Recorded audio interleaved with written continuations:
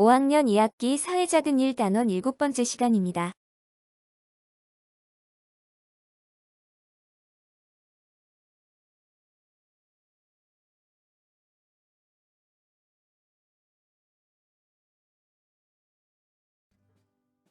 (7차시) 신라와 가야의 문화유산.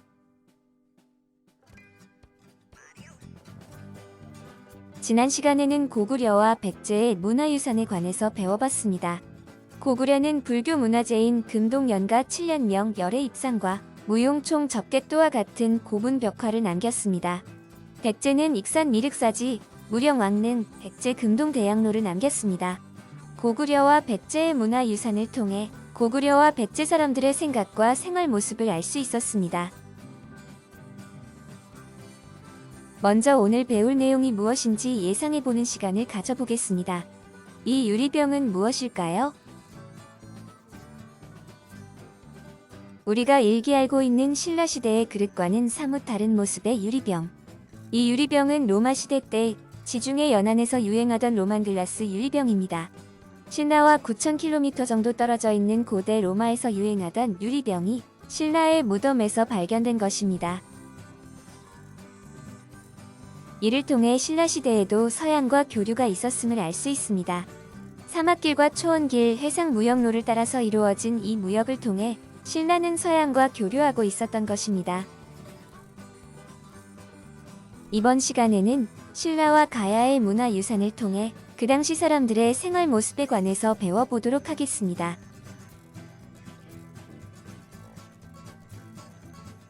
삼국과 가야는 경쟁하면서 갈등을 겪기도 했지만 교류하면서 문화를 주고받기도 했습니다. 또한 중국과 일본, 서역 등과도 교류하며 문물을 교환했습니다. 경주에는 금으로 만든 장신구, 도기, 유리병 등 신라의 문화와 대외관계를 보여주는 문화유산이 많이 남아 있습니다. 경주 대릉원은 경주시 황남동에 있는 신라시대의 고분군입니다. 대릉원이라는 이름은 삼국사기의 미추왕을 대릉에 장사 지냈다 라는 기록에서 딴 것입니다.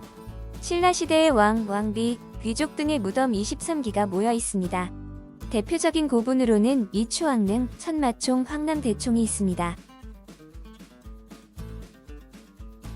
금관총 금관은 금관총에서 출토된 금관으로 금관총은 집수리를 하다가 우연히 발견되었다고 합니다. 발견 당시 무덤의 주인이 쓰고 있었는데 이외에도 금귀걸이, 목걸이, 금제 허리띠 등이 발견되었습니다. 현재 국립경주박물관에 소장되어 있으며 국보 제87호로 지정되어 있습니다. 도기 기마 인물영명기는 말을 타고 있는 인물이 직사각형판 위에 올라간 형태입니다. 일종의 주전자로 실제로 사용된 것이라기보다는 무덤에 함께 묻기 위한 용도로 추정됩니다. 국보 제91호로 지정되어 있고 국립중앙박물관이 소장 중입니다. 신라의 문화유산에는 동궁과 월지가 대표적입니다.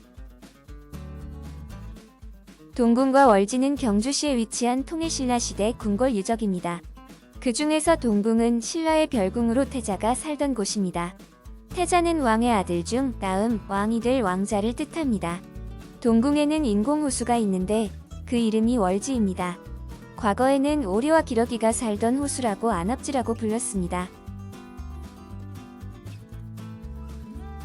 월지는 경복궁의 연회루처럼 연회를 위해 만든 인공호수입니다. 보통 한국의 다른 고대 유물들은 무덤에서 출토된 것이 많아서 죽은 자를 위한 물건들이 많은 반면 월지의 유물은 문고리, 옷걸이, 가위, 실제로 쓴 그릇 등 실생활용품이 많이 나왔다는 특징이 있습니다.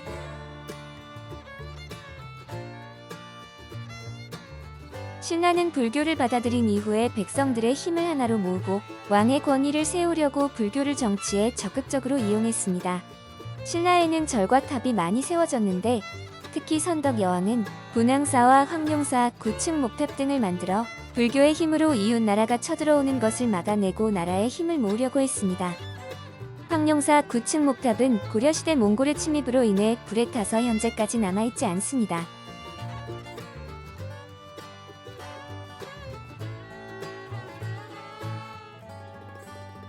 경주타워는 경주시 보문관광단지에 세워진 탑 구조물로 높이는 82m입니다.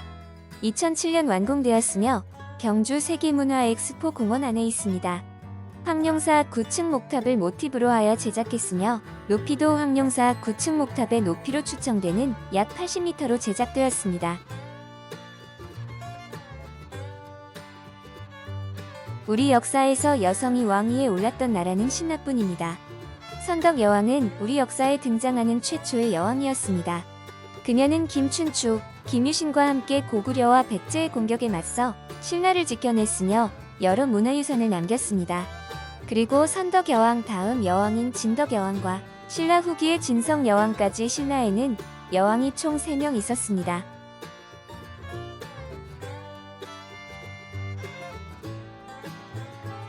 신라는 하늘의 별, 해와 달의 모습 등을 관찰하는 시설로 알려져 있는 첨성대를 만들었습니다. 이 밖에도 경주에는 신라의 문화와 그 수준을 보여주는 많은 문화유산이 남아 있습니다.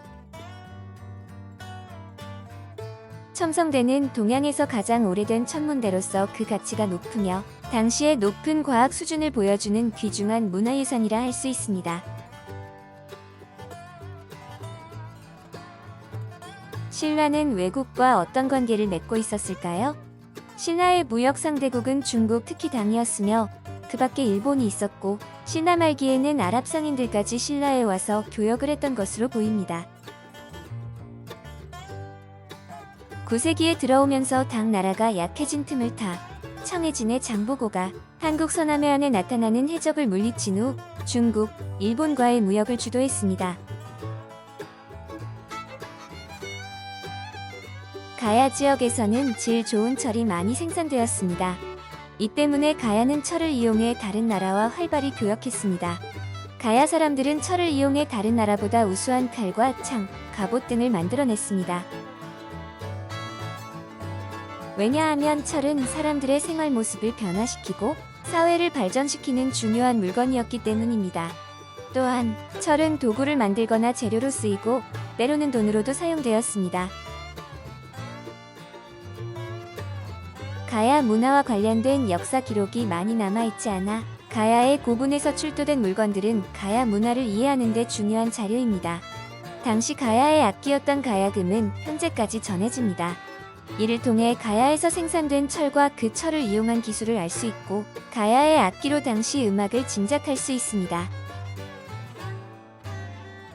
철을 이용해 만들어진 물건들은 사람들의 생활 모습을 바꾸고 사회를 발전시키는 중요한 도구였습니다. 가야 유적에서 발견된 덩이쇠는 철의 소재로 쓰이거나 돈으로 사용되어 물건을 사고 파는 등 여러 용도로 쓰였습니다. 가야는 바닷길을 이용해 철과 철로 만들어진 물건들을 일본으로 수출하기도 했습니다.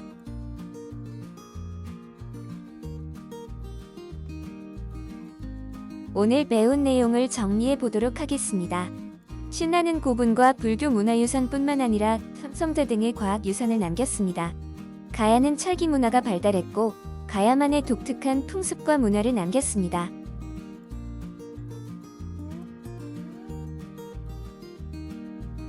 신라, 가야 문화유산 카드 만들기. 다음 신라, 가야의 문화유산을 카드로 만들어 보세요. 친구의 카드 설명을 보고 별점을 줘보세요.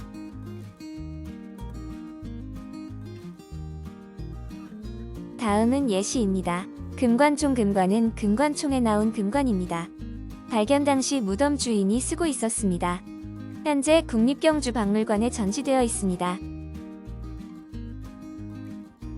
라고 카드 설명을 적을 수 있습니다.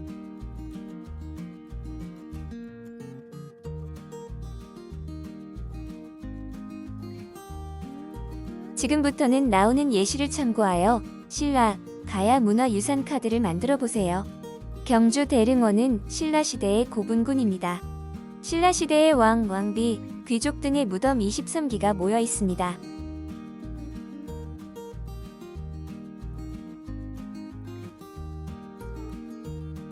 도기기마 인물형 명기는 일종의 주전자로 실제로 사용된 것이 아닌 무덤에 함께 묻기 위한 용도로 만든 것입니다.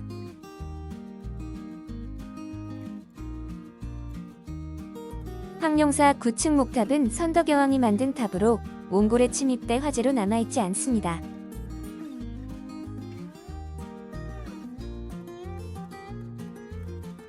첨성대는 하늘의 별과 해, 달을 관찰하기 위한 시설로 알려져 있으며 신라의 과학 수준을 보여줍니다.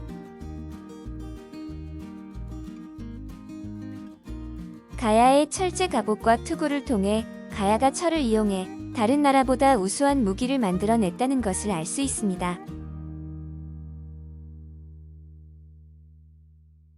봉수형 유리병은 로마 시대에 유행했던 유리병으로 이를 통해 신라가 그 당시 서양과 교류했음을 알 수 있습니다.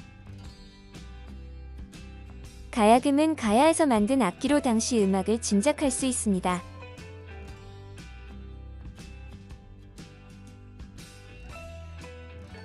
다음 시간에는 불국사와 석굴암에 관해서 배워보도록 하겠습니다.